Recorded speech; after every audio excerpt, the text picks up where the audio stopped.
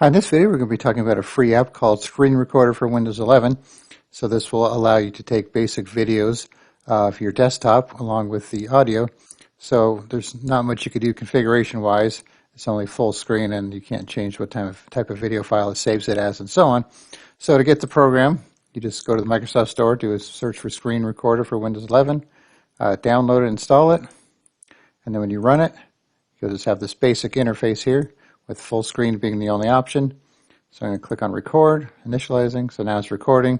Kind of tells you the estimated file size, how long it's going, and so on. You can click on that to take you to the folder where it's recording the video, and it should record audio as well. So if we play this YouTube video, and it should also be recording my microphone video. So I'll go ahead and hit stop. That automatically opens up that folder and shows you the video file. So this file, 3 megabytes for 22 seconds. So we could double click it to play it. On record, initializing, so now it's recording.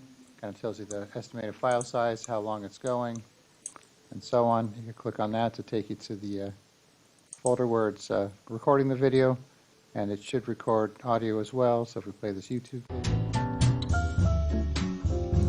So there you go. Does a pretty good job of making a video. Quality's not too bad, good enough for YouTube if that's what your goal is.